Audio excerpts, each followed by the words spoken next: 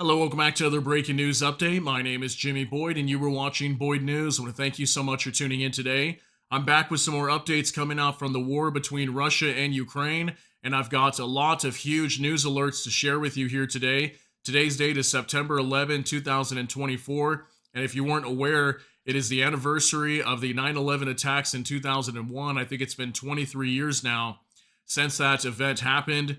So definitely was a major tragedy that day. And I remember getting ready for school when that happened. It was like somewhere around 7 in the morning where I was living at the time. And I remember seeing this on TV. My mom was watching it just prior to going to work. And it was definitely a terrible day. So I hope you're all enjoying your 9/11 anniversary and paying your respects for the people that lost their lives on that horrible event. So we're going to go ahead and move into the news now and start talking about some of these updates.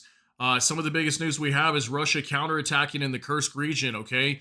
And we've got some big news that looks like the Russians have taken over at least 150 square kilometers of previously occupied territory by the Ukrainians, and at least 8 villages have been taken, according to some Russian Telegram channels. So I'll show you that information on X here in just a moment.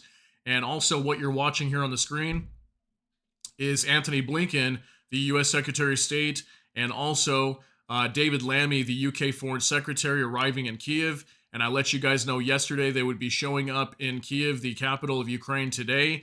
And they're supposed to be here for the next couple days, maybe till Friday, we'll see. And we could be hearing by the end of the week that Anthony Blinken announces that Ukraine no longer has restrictions to strike inside of Russian territory. We did a whole video on that yesterday. So that is some big news that's projected to be coming sometime this week. So let's go ahead and jump into the news now, guys. I got a lot of things coming out from this war to share with you. Let's start with this counteroffensive from the Russians. Okay, this is from Nexta. Russia has launched a counteroffensive in the Kursk region. Z channels reported Abdi Aladinov, commander of the Akhmat forces, claims that Russian troops have occupied several settlements in the Kursk region, but it is not known which ones. Mash claims that Russian troops have regained control over 8 villages, occupied 150 square kilometers, and came close to Sverdlivkovo. That's a hard name to say. Near Sudza.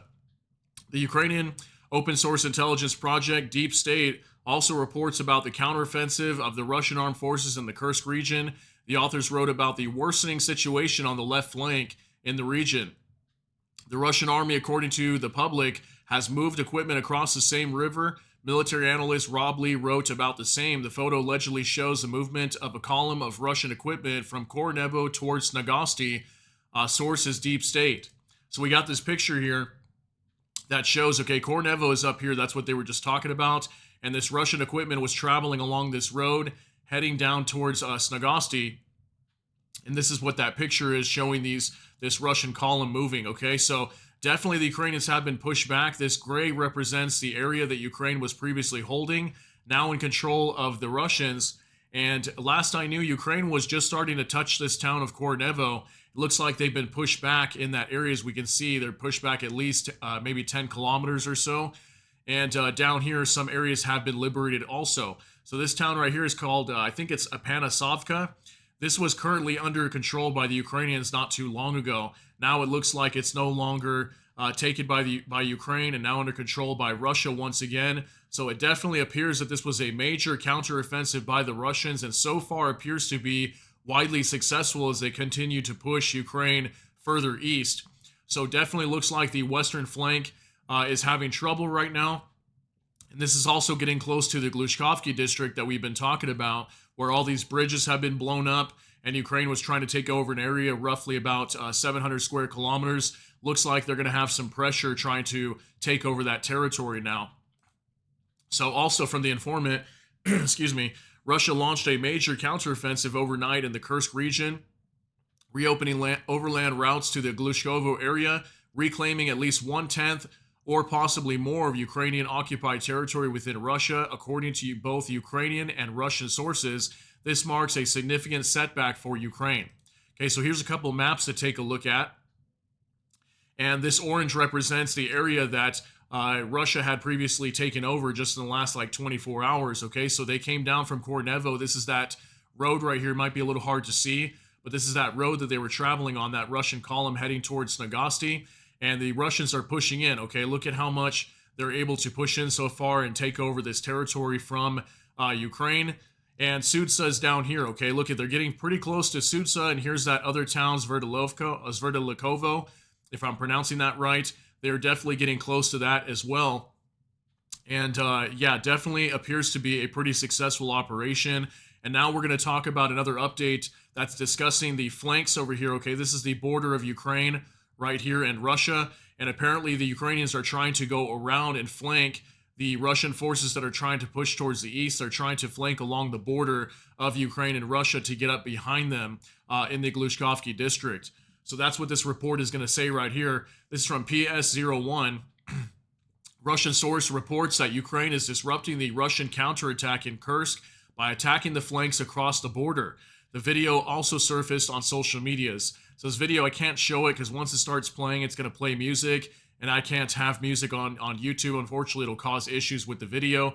But this is the original report right here that was shared on Russian Telegram channels, and we're gonna read the translated version of that. Okay, and it says right here: against the backdrop of our guys' counterattacks, the enemy is attempting attacks across the border of the Glushkovsky district. They are reporting from the field that on the section of the border opposite the settlement of Pavlovka, Ukraine, on our side, a Ukrainian trawl is removing the dragon's teeth. The Ukrainian armed forces are clearing the area of mines. They are covered by a tank. Additional equipment is being pulled in, and the infantry is dismounting. So this shows right here that definitely the Ukrainians are trying to flank around the backside of the Russians as they're pushing east. They're trying to come in from the south across the border and come up behind them. Information was also received about a large concentration of armored vehicles, motor vehicles, and enemy personnel in the area of the settlements of Kondratovka and Pervomaya in the Sumy district. The main battles today should be expected in the Obukovka and Lyubimovka area. A large-scale entry of enemy reserves should also be expected. Okay, so probably Ukraine is going to be deploying a lot of their reserve troops from the Sumy region over to this area, considering that the western flank appears to be collapsing at the moment. I mean, 150 square kilometers in 24 hours, that appears to be pretty successful from the Russians, considering what we have been seeing over the last 3 to 4 weeks was basically no gains from the Russians retaking any territory that was previously claimed by Ukraine. So this is a very big report, and I'm going to continue to follow this as we move along. And over the coming days, I'm sure we'll hear some more reports, and let's see if Ukraine can put a stop to the Russians. We'll see how that goes as we move forward. Also last night from Nexta, 20 of 25 Shaheeds shot down by air defense, 5 more UAVs locationally lost, Air Force reported. This was in Ukraine. Ukraine was also attacked by 1 Iskander-M ballistic missile, 2 S-300 guided missiles, and 6 KH-31P anti-radar missiles. So regarding these KH-31P anti-radar missiles, we're going to talk about that because there was a Russian Su-30M, I think is what it's called, that was operating down near the Black Sea in Crimea, near Sevastopol, that all of a sudden disappeared off of radars. It might have crashed into the Black Sea. And this is the aircraft that fires the KH-31P anti-radar missiles, if I'm not mistaken. We'll go over that in just a minute. But Ukraine did come under attack last night. I was not able to find any information if there was any damage or anything like that inside of their country. But they did come under attack by lots of missiles and drones again just last night. Okay, so also from Defense of Ukraine, Lithuania is providing 10 million euros to finance our long-range capabilities, including the Palinitsia rocket drone. This is a huge support that will help Ukraine defend itself even more effectively, says the Ukrainian Defense Minister Rustem Umerov. We are grateful to our Lithuanian friends for their staunch support. Okay, so inside of Ukraine today, there's lots of NATO members and European countries, mainly Western countries, that are meeting inside of Ukraine. They're meeting for a major Crimea summit right now, pushing to liberate Crimea. We'll talk about that in just a little bit. But also, many of these countries are coming out and giving out tons of support to Ukraine once again. And literally, Ukraine just got lots of support the other day, meeting at the Ramstein airbase in Germany. Many Western supporters were giving them aid. Now they're getting more today, so that's what we're going to be talking about over these next couple posts. Here's inside of Ukraine. Also, Bliskovka reports Latvia has announced another package of military assistance to Ukraine, which will include armored personnel carriers. This was announced by Prime Minister Denis Shmyhal. Country also plans to donate solar panels for hospitals and help rebuild the Chernihiv region. Okay, so also Latvia coming out and issuing tons of humanitarian aid for Ukraine and also giving them armored personnel carriers for combat. So big support coming out from Latvia also. Now from Britain, this is from Bliskovka. Britain has announced a new aid package for Ukraine worth more than $780 million. The package will include hundreds of additional air defense missiles, tens of thousands of artillery rounds, and armored vehicles. It is expected to be delivered by the end of the year. So big support coming out from the UK also. We know that the UK Foreign Secretary David Lammy is there right now, so he's probably announcing this. I also heard the United States announce $700 million in support for Ukraine as well. I think it was to help rebuild their energy and infrastructure in the country, but they're getting more support from the U.S. while the U.S. Secretary of State Antony Blinken is there also. So from Bliskovka, Croatia announces 11th package of military aid to Ukraine, the President Zelensky says. So this is the Prime Minister of Croatia visiting there as well and issuing more military aid to Ukraine also. Okay, so like I said, lots of support going to Ukraine today, considering there's a major summit going on there. And also, like I told you guys, we should be hearing by the end of the week that potentially the United States is going to lift restrictions for Ukraine to launch strikes inside of Russia. So this is probably also major support going to Ukraine because they know they're going to be getting hammered pretty soon, and this war is going to pick up once these strikes start being carried out. So that's also why I believe personally we're seeing a lot of the military aid packages being announced right now. So let's move to another update here from next President of Lithuania, Gitanas Nausėda, I think if I'm pronouncing that right, sorry if I'm saying that wrong, arrived in Kyiv. The head of the Senate of Czech Republic, Milos Vystrčil, I'm probably butchering that too, sorry guys, also arrived in the Ukrainian capital to participate in the Crimean platform. So this is that summit that's being held in Ukraine right now regarding Crimea, which is currently held by the Russians. And it says here, Latvian Prime Minister Evika Selina also arrived. We shall remind you that the summit of the Crimean platform will be held in Kyiv today. This is an intentional event aimed at consolidating the efforts of the international community to deoccupy Crimea and restore the territorial integrity of Ukraine. Okay, so this is the fourth meeting of the Crimean platform, from what I understand, inside of Kyiv. Here's a picture of some of the officials arriving inside of Kyiv as they get off the locomotive as well. So like I said, lots of countries were showing up today to bring major support to Ukraine, and we're continuing to see that. So now regarding the Crimean platform, this is Ursula von der Leyen. She's the president of the EU Commission, and it says, it has been 10 years since Russia began its aggression against Ukraine. It is clear Crimea and Sevastopol are Ukraine. The EU will always support the territorial integrity of Ukraine. My message at the 4th Crimea Platform Summit. So it's a 30-second clip of Ursula von der Leyen basically stating that Crimea is part of Ukraine and it will be returned, basically opening statements at the Crimean platform. Take a look. It has been 10 years since Russia began its aggression against Ukraine. Ukrainians had bravely demanded justice, democracy, and a European future. Russia responded with the illegal occupation of the peninsula. It is clear, Crimea and Sevastopol are Ukraine. The European Union will never tire to support the territorial integrity of Ukraine. Together we will endure and prevail, united as we are in our commitment to a free and democratic Ukraine. Slava Ukraini. It has been 10... Okay, huge update coming out from Ursula von der Leyen and her showing her support for Ukraine and that Crimea should be returned to the Ukrainians. And we've been talking a lot about this. I've been discussing with you guys for months now. We've seen major strikes all over Crimea, lots of Russian air defenses being taken out, radars, and then we've had the Russian Black Sea Fleet forced out of the Black Sea near Crimea also due to Ukrainian Magura V5 drones. So it definitely seems like Ukraine wants to try to retake Crimea. Now, will they do that through force, or will this Crimean Platform Summit help out? Who knows? But this was something big happening inside of Ukraine just today. So let's go ahead and move on now. Now we're going to talk about this Russian Su-30SM, okay, that's the name of it, Russian Su-30SM, that was firing these anti-radar missiles, the Kh-31Ps. Okay, so next to reports, Russia has lost another supersonic fighter jet. Ukrainian media, citing sources in the AFU, report that a Russian Su-30SM fighter jet disappeared last night near Sevastopol.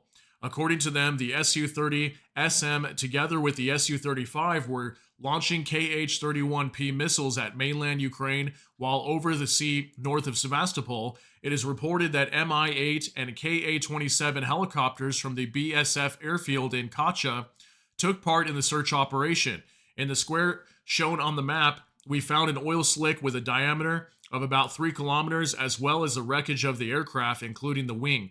So apparently they were able to find this Su-30SM aircraft that crashed just off the coast of Sevastopol, is what is being reported. And again, this is a supersonic bomber, fighter jet, that Russia uses, and they don't have too many of these, okay? And apparently this thing crashed because it fell off the radars, and they were able to find what appears to be an oil slick and the wreckage of the crash, including the wing, okay? So this was big news reported today. Another major loss to the Russian Air Force. Now, I've got some big news coming out from Murmansk, okay? So Murmansk is super far north, okay? Way up by Finland, inside of Russian territory. And we had lots of reports coming out this morning of drones heading that direction. And we've got a video here that shows air raid sirens in this town of Murmansk, okay? And this is also up near a region where Russia has a major military base that houses strategic bombers, and in the airbase of Olenia, I think is the name of it actually.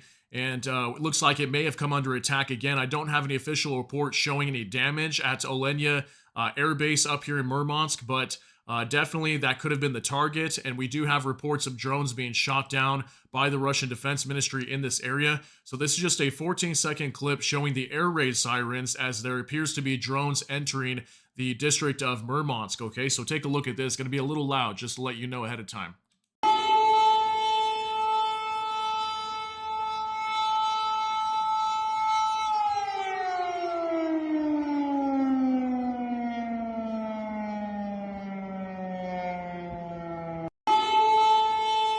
Okay, so Russia was reporting something like 3 drones being shot down from this region.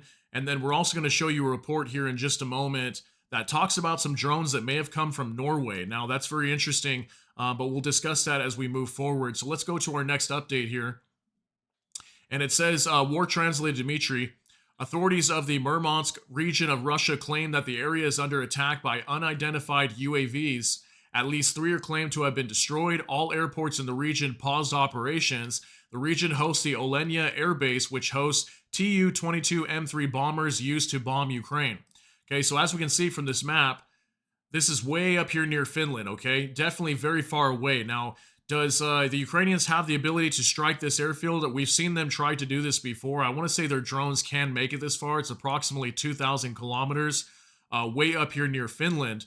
But if you notice, the Norwegian border is not too far away as well, okay? It's just right here. Norway wraps around behind Sweden and Finland and technically borders with Russia up here. So definitely this report that talks about that is very interesting, but this is what we have so far. So let's talk about this now from Azov South. There is panic at the Murmansk airport and it is closed due to the threat of a good UAV attack.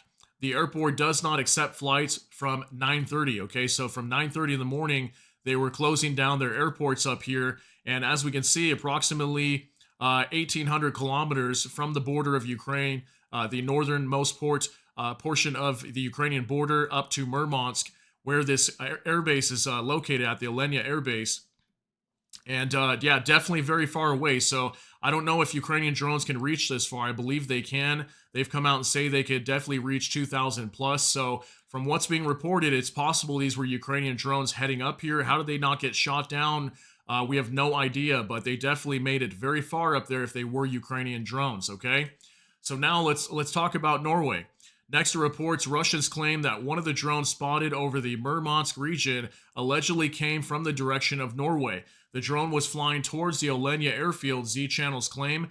2 UAVs flew over the Murmansk region 2.5 hours before they allegedly came from the direction of the Archangelisk, I don't know if I'm saying that right, region. The distance from Murmansk region to the Ukrainian border is about 2,000 kilometers. Okay, so what was being reported here is some Russians were claiming that these drones were actually coming from the direction of Norway, which would have been somewhere over here. So they would have been coming from the west. Now, they would have to be tracking the direction of which way these drones were going, right? Maybe radar could pick these up, who knows? But I'm going to follow this because maybe we'll hear some more information coming out on this later. But all that's really been reported in terms of Norway is that the Russians in this area were claiming that the drones were coming from the Norwegian direction. Okay, so obviously, were these drones most likely coming from Ukraine as well? Yeah, probably. But it's very possible, if this is true, maybe we had drones coming from Norway, and this could be a major escalation if that is true. But again, that's coming from Russia, so who knows, whether that's true or not. We'll see in the coming hours or the coming days if we get more reports on that. So now also from Igor Sushko, Russia electrical substation exploded in Krasnodar, leading to 14 additional transformer substations to lose power and causing a partial blackout in the city of 1.1 million people. So we've got a 4-second video that shows an electrical substation near Krasnodar that basically it looks to be sabotaged or potentially destroyed. Take a look.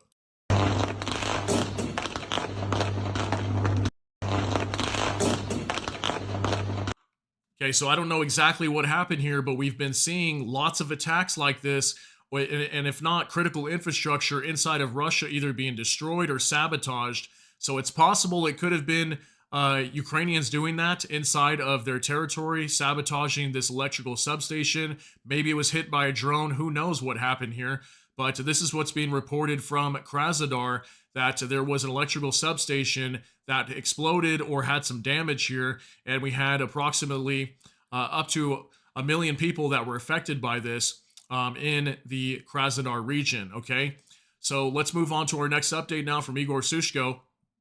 Russia freight train derailed in Belgorod region. Criminal case initiated on the basis of a terror attack with significant damages. Okay, so here's a picture of that train that derailed. Now I've been talking about this so much over the last maybe 3 or 4 days, okay? We've been seeing major attacks on Russia's railway systems, okay? And they've even been coming out reporting that their railway systems are at risk of collapsing, okay? Some of their rails are like 80 to 90% destroyed or sabotaged, or they don't have the rail cars necessary to transport equipment because they're all derailing. We're having tracks being destroyed. There was just a rail depot near Moscow just the other day that I reported to you guys that was on fire. So I don't know what's going on over here, but lots of attacks that appear to be attacks on Russian railways happening all out of Russia, this time in the Belgorod region, okay? So major hit to Russia's railway system once again. So let's move on now to the informant. A major traffic jam of fuel trucks was recorded on the Moscow Ring Road. According to local residents, the video was recorded today at 6 a.m. at the bend near the Moscow oil refinery in Kapotnya. On September 1st, the refinery suffered a fire after a Ukrainian drone attack. In the comments, it is mentioned that congestion formed overnight and is speculated that fuel is being removed from the refinery in response to the drone attack. So I reported this to you guys when this attack took place. It was the Moscow oil refinery. It was one of the first attacks that I reported probably about a week ago on Moscow, and then they came under attack again just the other day. But we had the Moscow oil refinery suffering an attack from a drone, and it caught on fire, and it was shut down for a number of hours. Okay, I reported that to you guys already. Now we've got this video of a bunch of what appears to be fuel tank trucks lined up heading towards the Moscow oil refinery, and I wanted you guys to see this. I don't think there's any sound, but we can definitely see tons of these trucks. I mean, how come they're heading over here? Are they trying to transport the remaining fuel or oil that's at this facility? Probably trying to gather up the last bit. Maybe it's going to be shut down for a long time. That's a possibility. But this shows right here how devastating of an attack that was on the Moscow oil refinery, and it's definitely one of their biggest inside the country of Russia. So I thought I would share that with you guys. That was big news coming out on X today. So a few more things to go over here. From Tendar, 2 kids aged 13 and 14 sneaked into an airfield in Noyabursk, Russia, and set a helicopter ablaze, destroying it entirely. The boys were persuaded to do this through Telegram, where they got promised 5 million Russian rubles. Their father is currently part of the Russian invasion in Ukraine. So we've got some pictures here of a helicopter that was destroyed inside of Russia from two teenage kids, okay? A 13-year-old and a 14-year-old that snuck into this airfield and somehow were able to destroy this thing. Take a look at that. It's completely gone. Okay, so that was some big news coming on X2. Lots of people were reporting this. How did they manage to get in here? Two little boys. And as it says, their father is currently part of the Russian invasion in Ukraine. So obviously some big news coming out from Russia once again. And we continue to see this. Lots of sabotage attacks happening all throughout Russia. And everything is just catching on fire repeatedly. Okay, so also from Max24, Erdogan, this is the president of Turkey, says Turkey's support for Ukraine's territorial integrity, sovereignty, and independence is unwavering. Return of Crimea to Ukraine is a requirement of international law. So even now we've got President Erdogan from Turkey coming out and saying that Ukraine should have Crimea returned to them, okay, that it should go back to Ukraine. So that's interesting because we've been seeing a lot coming out from Erdogan lately, basically disagreeing with everything that the West is doing, primarily in regards to Israel. He's come out and called for like Islamic countries to come together and form a coalition against Israel. He's even come out and said that they were going to join BRICS. But now he's coming out and saying that Ukraine should have Crimea back, although it's currently under Russian control. So it's really hard to tell what Erdogan is doing and which side is he on, because Turkey is also a NATO member. So it's definitely very interesting what we're seeing coming out from Turkey lately, but I wanted to share that with you guys also. So now I found this yesterday and I couldn't wait to show this to you guys. So we've been talking a lot about these FPV drones inside of Ukraine. They're starting to build bigger and bigger FPV drones, as we can see here. This one, this time holding an RPG-18 grenade launcher. So this from next to us says tests of a Ukrainian FPV drone with an RPG-18 grenade launcher. So I wanted to show you this. This doesn't have any video or sound, either. But take a look at this, as this drone is able to carry a rocket launcher literally to it. So we've seen AK-47s attached to these. We've seen all kinds of stuff. Thermite drones dropping molten thermite all over forests inside of Russia. And Ukraine is continuing to become more and more innovative with these drones and create unique ways of utilizing these. And if you think about it, it's very smart because they don't have to risk a soldier going and attacking maybe a Russian column or something. You could literally just use a drone that doesn't require Ukrainian life. So they're definitely utilizing these to their ability to stay in this fight without having to lose their own men, which is obviously important to them because they have a much smaller population compared to Russia. So also, we got this report from next day. The Ukrainian armed forces have almost exhausted their stockpile of ATACMS missiles handed over by the United States, CNN reports. Okay, according to U.S. officials, Ukraine was handed several hundred ATACMS and Ukraine has used most of them. At the same time, the U.S. has a limited stockpile of these missiles which can be transferred without affecting its military readiness. The publication also writes that the group of Republicans in Congress urged Biden to lift restrictions on strikes on Russian territory with U.S. weapons, arguing that the administration's fears of conflict escalation have been consistently refuted since the very first day of the war. So this was something huge today coming out, that it looks like Ukraine has exhausted most of their ATACMS missiles. Here's a picture of the ATACMS system. And this is not good, right? Because we're just about to hear soon, potentially, that Ukraine could be striking inside of Russian territory. And this happens to be one of those missiles that could be flying into Russia very soon. We do know that they do have British Storm Shadow missiles and Scout missiles, so maybe they'll utilize those in the meantime. But from what's being reported, according to CNN, they're stating that even the United States doesn't have a huge supply of these missiles. So what's Ukraine going to do here? I mean, we do know that they're going to be getting the JASSM missiles, the Joint Air-to-Surface Standoff missiles that can be fired from the F-16s that are currently in Ukraine. But this is going to be a major hurdle for them if they don't have very many of these missiles. What use is it being able to strike inside of Russia if they don't have the weaponry to do so? So that's definitely interesting. Let's see how that affects Ukraine moving forward if we hear that these strikes inside of Russia is lifted in terms of the restrictions, okay, for Ukraine. Also from Bliskovka, Iran has sent 220 short-range ballistic missiles to Russia through the Caspian Sea, Sky News reports. According to the outlet, the Port Olya 3 vessel arrived at the Russian port on September 4th. It is worth noting that this ship is on the list of the latest U.S. sanctions. Okay, so this is a picture of what appears to be that ship docked at the port inside of Russia, I would assume. This is more evidence from what we're being told that Iran definitely did supply these missiles to Russia, but I heard they were coming out today. I think it was their foreign minister stating that they have not transferred any of these missiles to Russia. So what I want to wait for is basically to see if confirmation of these missiles flying into Ukraine, or maybe we hear of Ukraine taking out one of these FAT 360 systems, the short-range ballistic missile systems that supposedly went to Russia. So we'll wait and see what happens here, but this is what's being reported from Bliskovka. All right, so now one last thing from Senator Roger Wicker from the United States. I'm joining my caucus co-chairs in calling on President Biden to lift restrictions on Ukraine's use of long-range weapons. We need to remove the handcuffs and give Ukraine every advantage. So yesterday, this was being widely reported all over X. This was signed by multiple senators in Congress, men and women from the United States, September 10th, 2024. We can see the date here. And this was a letter sent to President Biden to basically lift the restrictions for Ukraine to be able to strike inside of Russia. We'll show you some of the signatures here. You can see the different people that were signing this. So again, members of Congress and also United States senators signing this. Okay, it was men and women alike. And there was at least how many signatures here? Probably like at least 15 or 20, maybe more, that were signing this. As we can see, there are multiple members of Congress and senators. Okay, so definitely big news. Okay, and this is a major push in the direction to allow Ukraine to strike inside of Russian territory. We've been discussing a lot of that lately. So we'll see what's going to happen here this week. I'm still waiting for that confirmation coming from U.S. Secretary of State Antony Blinken on whether Ukraine will be able to strike inside of Russian territory.